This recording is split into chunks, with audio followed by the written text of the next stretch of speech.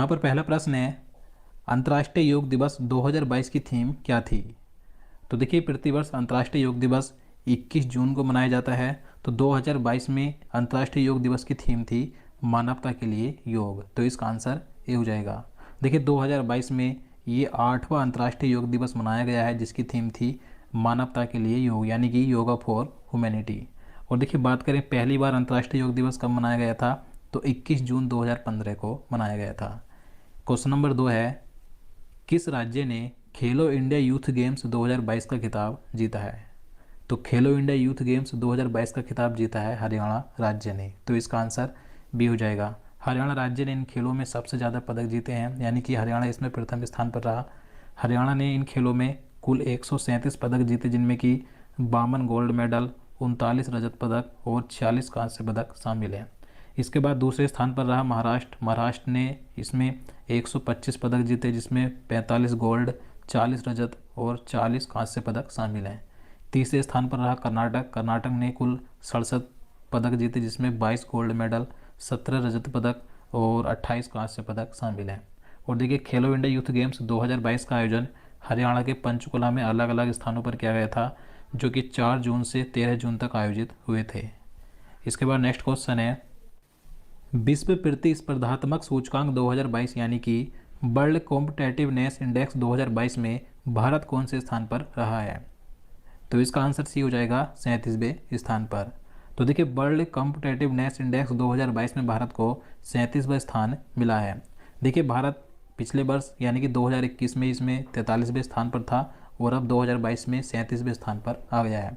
देखिए, इस सूचकांक में कुल 63 देशों को शामिल किया गया था, जिसमें से भारत को 37वें स्थान प्राप्त हुआ है और इसमें प्रथम स्थान पर है डेनमार्क। क्वेश्चन नंबर 4 है, महाराष्ट्र के नए 20वें मुख्यमंत्री कौन बने हैं? तो देखिए, आप सभी जानते हैं अभी हाल ही में महाराष्ट्र राज्य के नए मुख्यमंत्री बने हैं एकनाथ शिंदे। तो इसका आंसर सी हो जाएगा। देखिए, जो यहाँ पर शिवसेना की सरकार थी, जिसके मुख्यमंत्री उद्धव ठाकरे थे, तो उनकी सरकार यहाँ पर गिर गई है। उनकी पार्टी के करीब 50 विधायक भारतीय जनता पार्टी में शामिल हो गए। तो उन्हीं में से एक एकनाथ शिंदे को महाराष्ट्र का नया मुख्यमंत्री बनाया गया है। देखिए, इन्होंने 30 जून 2022 को नए मुख्यमंत्री के रूप में शपथ ली है। और महाराष्ट्र के राज्यपाल कौन है? तो भगत सिंह कोश्यारी हैं। इसके बाद अगला क्वेश्चन है, फेमिना मिस इंडिया 2022 का खिताब किसने जीता? तो देखिए, अभी हाल ही में फेमिना मिस इंडिया 2022 का खिताब जीत लिया है सिनी शेट्टी ने। तो इसका आंसर ए हो जाएगा। देखिए, सिनी शेट्टी ये कर्नाटक राज्य की हैं, जो कि मिस इंडिया 2022 बनी है। देखिए, इनके बाद दूसरे स्थान पर यानी कि पहली रनरअप कौन रही? तो राजस्थान की रूबल शेखावत रहीं। और तीसरे स्थान पर रही हैं उत्तर प्रदेश की सिनाता चौहान। देखिए, 2022 में ये इसका 58वां संस्करण था फेमिना मिस इंडिया का, जिसका ग्रैंड फिनाले 3 जुलाई 2022 को मुंबई के जियो वर्ल्ड कन्वेंशन सेंटर में आयोजित किया गया था। और देखिए, इनसे पहले फेमिना मिस इंडिया 2022 कौन बनी थी? तो मानसा वाराणसी बनी थी, जो कि तेलंगाना राज्य की थी। तो याद रखना है कि 2022 में मिस इंडिया कौन बनी है? तो कर्नाटक की सिनी शेट्टी बनी है। इसके बाद अगला क्वेश्चन है, 48वां G7 शिखर सम्मेलन 2022 कहाँ आयोजित हुआ? तो इसका आंसर बी हो जाएगा, जर्मनी में। तो देखिए, 2022 में 48वां G7 शिखर सम्मेलन 26 जून से 28 जून तक जर्मनी के बावेरियन आल्प्स के लॉस एल्मो में आयोजित किया गया था। अब देखिए, किसके द्वारा प्रस्तुत किया गया था? तो जर्मन चांसलर ओलाफ स्कोल्जो के द्वारा ये प्रस्तुत किया गया था। और इस समय जर्मनी के राष्ट्रपति हैं फ्रैंक वाल्टर स्टाइनमायर। देखिए, G7 की बात करें तो इसमें कौन कौन से देश शामिल हैं? Canada, France, Germany, Italy, Japan, United kingdom और संयुक्त राज्य अमेरिका। और देखिए, इसी के साथ G7 शिखर सम्मेलन में यूरोपीय संघ भी प्रतिनिधित्व करता है। और 2022 में इस G7 शिखर सम्मेलन में भारत के प्रधानमंत्री नरेंद्र मोदी जी को भी आमंत्रित किया गया था। तो याद रखना है। क्वेश्चन नंबर 7 है, आईबी का नया निदेशक किसे नियुक्त किया गया है? तो देखिए, अभी हाल ही में आईबी यानी कि इंटेलिजेंस ब्यूरो के नए निदेशक बने हैं तपन कुमार डेका। तो इसका आंसर ए हो जाएगा। देखिए, तपन कुमार डेका ने अरविंद कुमार का स्थान लिया है। इसके बाद क्वेश्चन नंबर 8 है, ग्लोबल लिवेबिलिटी इंडेक्स 2022 में प्रथम स्थान पर कौन सा शहर है? तो इसका आंसर डी हो जाएगा, तेहरान शहर। देखिए, तेहरान शहर ये ईरान का शहर है, जो कि ग्लोबल लिवेबिलिटी इंडेक्स 2022 में प्रथम स्थान पर है। यानी कि दुनिया में सबसे अधिक रहने योग्य शहर कौन सा है?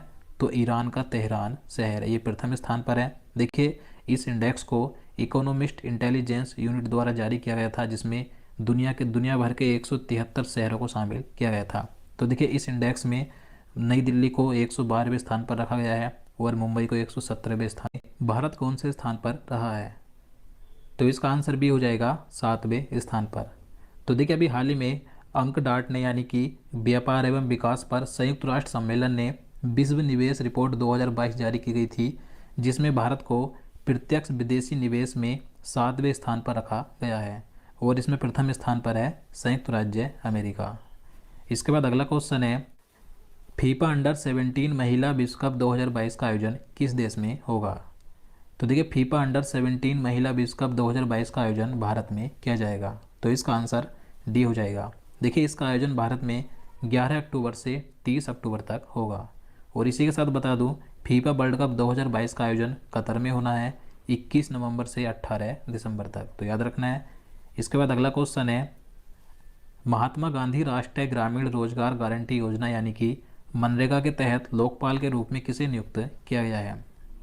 तो इसका आंसर डी हो जाएगा, एन.जे. ओझा को। तो देखिए अभी हाल ही में मनरेगा के नए लोकपाल बने हैं एन.जे. ओझा।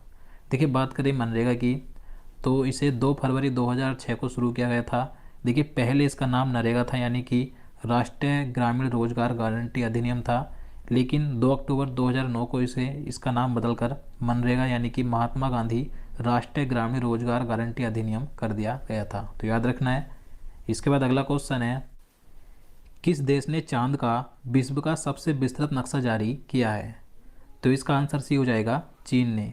तो देखिए अभी हाल ही में चीन देश ने चंद्रमा का एक सबसे अच्छा अब तक का विस्तृत नक्शा जारी किया है। देखिए इससे पहले अमेरिका ने 2020 में चंद्रमा का नक्शा जारी किया था, लेकिन उससे भी अच्छा चंद्रमा की सतह का और भी बारीकी से विवरण अब चीन ने किया है। तो अब तक का सबसे अच्छा चंद्रमा का नक्शा यानी कि मैप किसने जारी किया है? चीन देश ने। इसके बाद अगला क्वेश्चन है, QS वर्ल्ड यूनिवर्सिटी रैंकिंग 2023 में भारत का भारतीय विज्ञान संस्थान बेंगलुरु कौन से स्थान पर है?